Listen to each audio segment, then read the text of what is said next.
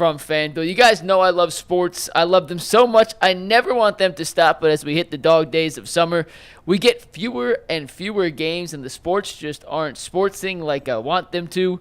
But FanDuel lets me keep the sports going whenever I want. All I have to do is open the app, dream up bets anytime I'm in the mood, and this summer, FanDuel is hooking up all customers with a boost or a bonus daily. That's right, there's something for everyone every day all summer long. So head over to FanDuel.com/UCSS and start making the most out of your summer.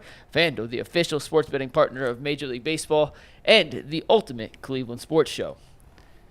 We got some big news yesterday out of Browns training camp. The Browns and Amari Cooper agreed to a reworked contract. It's not an extension. It's more of a raise. He gets his $20 million salary for the upcoming season guaranteed. He gets to earn up to $5 million in incentives. The Browns did not tack on any additional years to the contract, meaning this will be Amari Cooper's final season on his current contract in Cleveland. If they do not come to some sort of extension later on, this will be his final year with the Cleveland Browns. G, you weren't here yesterday when we were discussing the impact of whether or not Amari and the Browns could come to some kind of agreement to get him into camp. But what was your initial reaction and thoughts on Amari and the Browns coming to this middle ground of a deal where it's no additional years, but he can make up to $5 million extra in incentives? Well, we'll probably, when we open it up and we start to talk about it, I'm interested to see if you guys believe that the writing was on the wall a little bit with the years, right? Didn't give him any additional years, was able to give him $5 extra million, but essentially his contract is over at the end of the year.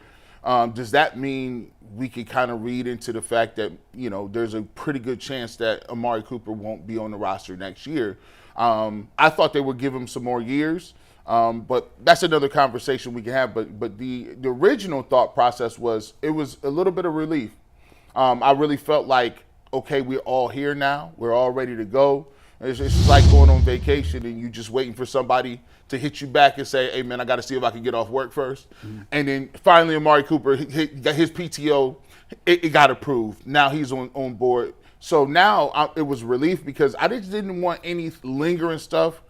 And I heard Jason talk about it a little bit too, is they have to hit the ground running. They got to actually get together and start forming some chemistry, start figuring out what's going on with this offense, start figuring out where Jerry Jeudy and Amari Cooper fit and all those other things.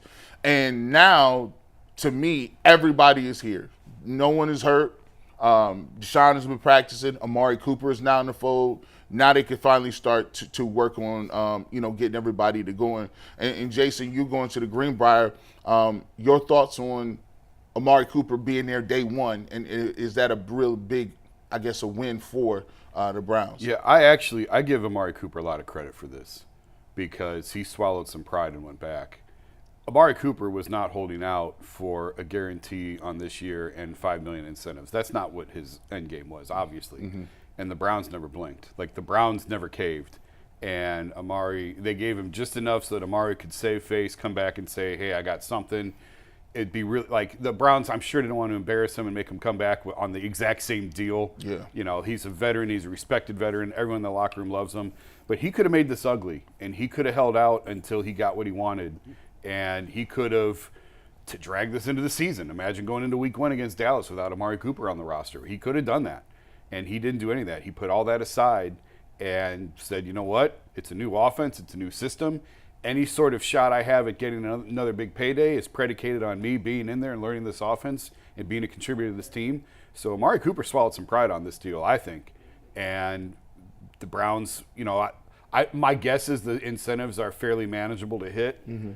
And obviously we don't know what they are yet, but he's guaranteed the $20 million. He was going to make that anyway. And if he can get a few bumps out of the incentives, all the better for him. But the Browns held the line on this, and clearly they are concerned about his age and productivity falling off. I'll be curious to see if he goes out and has another monster year this year. We're going to be having this exact same conversation next offseason, and we'll see what they do then. At that point, Amari might say, hey, you had your chance. I'm out. We'll see. But I give him a lot of credit on this one for sort of putting the team first and going back even though he didn't get what he wanted. but saying I have to be there day one. Who you think won the trade? Yeah, I was just about to kind of bounce off what Jason just said. Not only did he swallow some pride, but he definitely put the team before himself, and he also bet on himself. Anytime any player takes a contract and and it has incentives in it, and they're willing to ink that, that tells me that they believe that they can hit those incentives. I remember a couple episodes ago, about a month ago on the Ultimate 216 show, I proposed a deal of 2 years. I think it was $52 million. That would pay him around $26 million a year. So the Browns get out of this thing to where I look at it like everybody wins. Coop can earn up to $25 million. That'll probably put him top 10, I think, as APY for the 2024 season. So he gets his money for at least this year. And then the Browns as a team, it's all hands on deck going into training camp, which is very, very important for Deshaun Watson. He didn't get the opportunity to work with both Amari Cooper and Jerry Jeudy doing, mini camps. Amari wasn't there, Jerry Jeudy was hurt. And so to hit the ground running in training camp in this new offense, and Deshaun has said itself, everything is about rhythm and timing and being on the same page and chemistry and things like that. It was very important to get him into camp. Now, to me, I think this does signify his last year in the city of Cleveland. Andrew Berry is going into his 5th year as the general manager here, and he's pretty much showed us how he goes about his business. And it doesn't seem like that Amari Cooper fits the criteria of a guy that he will give a long-term contract extension to. So the Browns win now because you get the best receiver on your team in camp to help your quarterback. But the Browns also win later because if you look at some of the guys that might be unrestricted free agents next year, you get the opportunity to get, younger at the wide receiver position and probably upgrade if you can at that position as well. I think this signifies the first signs that there's going to be turnover, right? We've been in sign mode, right? You've signed all your 5th-year guys to the 5th-year deal. You signed Conklin. You've restructured Batonio. You've restructured Teller. You've given all your guys, that second bag, so to speak. But I think this signifies next year, this could be the start of, all right, Deshaun, you got the 234. Some of these guys ain't gonna be around here, right? And it's not that Amari Cooper's not a good ball player. It's just the simple fact that you look at his age and you look at receivers of 31 years old. Those receivers aren't running around getting 2, 3, 4 year deals. He might be on the Jadeveon Clowney game plan, 1 year and some incentives from now on moving forward. And I think it's going to be very pivotal because next year, take a look at how many people that are going to be free agents. You got Elijah Moore, who's working on a contract, no contract. You also have a guy like Amari Cooper, but we also talk about guys like MJ Emerson, right? I believe he's a 4-year guy, right? He has a 4-year deal, right? I remember. He has a 4-year deal because he wasn't a first-round pick. This Yeah, will be okay. year 3 of his 4-year deal. So there's a lot of guys they got to make decisions on him, Newsome, the left tackle, Jed Wills. So we may finally start to see it at a point where, hey, we have to reshuffle. And is this a sign, Jason, of where good organizations get to, right? You sign your first wave guys, and then you got to reshuffle a little bit and pivot. Well, that's why we'll go back to the conversation we had, I think, last week about no one picked the Browns to be a Super Bowl. Was it in the Super Bowl within the next 5 years or win a Super Bowl? Win a Super Bowl. Win a Super Bowl in the next 5 years. And who was that, ESPN or SI? Or It was SI. It was their panel of writers. And nobody picked the Browns. And I said, well, that's because the Browns window to me is really more the next 2 years than the next 5 because it's only – it's going to start going like this as you start to lose these guys. Now, good organizations can replace them, and we'll see. I think you're right. I think this is probably the last year with Wyatt Teller and Joel Batonio at the guard spots. Zach Zinter coming in clearly is, at least at this point, projected to be a replacement for one of those guys. Amari Cooper in the last year of his deal, Jed Wills' 5th-year option. So they do have decisions to make. You are going to start seeing that's the nature of the NFL. You don't keep these things together forever. But for this alignment of the Browns and this sort of player personnel package, yeah, I think this is probably it for a lot of these guys, which is why I think their window is really the next 2 years, not necessarily the next 5. It's really the next 2. It's also good business. I think, proper planning prevents piss poor performance. And so I think that the writing has been on the wall for a few years. If you look at the last couple of drafts, Andrew Berry has drafted players that not necessarily could step in and play right away, but more so guys that would be groomed for a season or two, and then hopefully they can step in and be productive starters. And that's just relatively good business throughout the NFL. We look at the Pittsburgh Steelers teams, from the early 2000s and late 90s, and those teams was built similar that way. When it became time for a guy to get a deal, they were willing to let that guy walk because they had a guy in-house that they had been grooming for a season or two. He just brought up, Teller and Batonio, and I think he's absolutely right. You draft a guy like Luke Whippler 2 years ago or a season ago who can play multiple positions on that offensive line.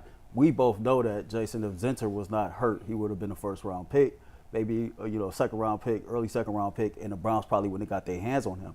And so when you look at things like that, I just think it's good business. In the NFL, guys get hurt. You're playing a 17-game schedule, right? And they're talking about moving this thing to 18 games in the next season or two. And so you want to make sure you have talent and depth on your roster at all times, because not only does guys get hurt, but contracts expire, and you got to keep the train moving no matter what. I said a few weeks ago that in the moment, I don't think we're going to know the answer to this for a couple of years, but in the moment, it feels like they withstood the loss of all those first-round picks relatively well. But I also think it's like 2 or 3 years from now is when we'll really be able to judge how did they handle up, because as you start to lose guys because they become too old or too expensive or whatever, 2 years from now, are we going to look back and say, man, if they had a first-round pick here, it would have been helped to replace that guy there. Yeah. So it feels right now to me like they did okay and they weathered the storm. That's a long time to go without first-round picks. Yeah. But I don't know that we'll truly have the full answer to that for another 2 to 3 years when these guys – and again, we'll go back to that 25 under 25. There's no Browns on the 25 under 25 list. Well, most of those guys were first-round picks. So – but when you are in all-in win-now mode, that's sort of the sacrifices that you make, and you sort of deal with the fallout later. So I'll be curious to see 2 years from now, 3 years from now, what shape is this roster in and this depth chart in. I know nobody cares about that today. We're getting ready for this season now. I get that.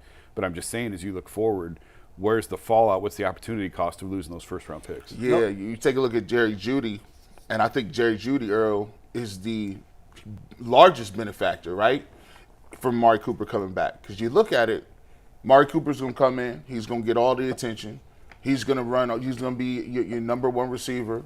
And Jerry Jeudy can now just fall back into a position where, hey, he's going to have a lot of opportunities to have one-on-one coverage and run the routes that he's good at running and able to make sure that he can be productive in a way where he doesn't have to even take that much attention. And if he can take something from Amari Cooper's game, and then the next year he becomes the number one receiver, and then you kind of figure out, I got a number one draft pick, maybe we want to go that route, or maybe Jamari Thrash or Cedric Tillman has, stepped up this year. I think the whole room looks better. Yeah, before I address that, another thing to what Jason just said about those draft picks and us not knowing for a couple of years, you're right. He's essentially banking on guys that he's drafted second round or later to turn into quality starters once these contracts expire. And it's funny that you talk about Jerry Jeudy.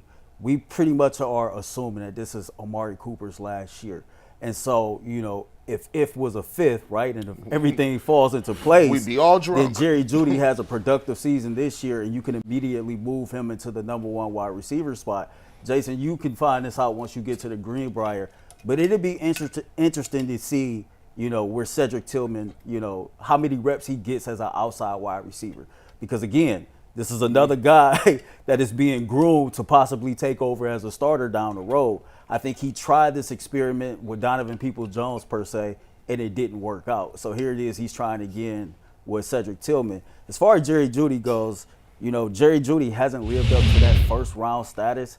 I can remember when he was coming out, he was like one of the top 2 or 3 projected overall players in that draft. And the production hasn't matched the draft status, so to speak. But he's also, played in Denver where the quarterback situation hasn't been great. I think they just showed his 2023 stats. He had like 758 yards. That's not really too shabby if you consider who's throwing him the football or what the situation was. I think he's going to get more opportunities playing here in Cleveland due to, you have 2 Pro Bowlers on this offense as pass catchers in David Njoku and Amari Cooper. And so that in itself is going to create more single coverage opportunities. But he has the speed and the route running ability to be a deep ball threat. And we see a guy like Ted Ginn Jr. flourish in Carolina in that one particular season as a deep ball threat, as Ken Dorsey as his offensive coordinator. So it'll be interesting to see like guys like him and Jamari Thrash is used in that role. But, you know, Jeudy got some opportunities to step up and make some big plays and make a lot of people in Cleveland comfortable about the contract and him moving forward. Let me throw you in. Let's spice this up a little bit. You've been doing a good job of just being really hum. Is there any circumstances in your mind that you can foresee Amari Cooper not being the number one receiver for the Browns statistically? There's always seems to be that passing. At some point, there's always a passing of the torch, right? There's a number one receiver. He's putting up 1,100 yards consistently. There's a second receiver that may be a little younger, maybe a little more upside. And then all of a sudden, one year, it goes boom. That number one receiver goes from 1,100 to about 900. And then the number two receiver goes from about 700-800 to he has a breakout season and maybe over 1,000 or 1,100 yards. Is there any way that you can foresee that happening on this roster? If Amari get hurt? That's the only way. Yeah, if he misses about 6 games. If Amari get hurt? Yeah. Get hurt? Yeah, I mean, that's Deshaun Watson's number one option, his number one target. He talks about all the time how important Amari Cooper is to what they do and the chemistry between those two. You know, we can say a lot. People can pick apart whether Deshaun Watson had some great performances or not throughout this season. But one thing for sure, he was able to find Amari if he couldn't find anybody else. And so when you have that type of connection there, like I just think he's going to make sure that wide receiver eat. And Amari eating is better for everybody. So unless he gets hurt, that ain't happening. The panel has it, Big Nuggets. No 1,100 for Jerry Jeudy over Amari Cooper. I tried it. It wasn't working. It would not be the most shocking thing in the world, but also probably unlikely. And there's a different wrinkle to the Cooper raise that we didn't touch on yet, and we're going to bring that up after a quick word from Game Time.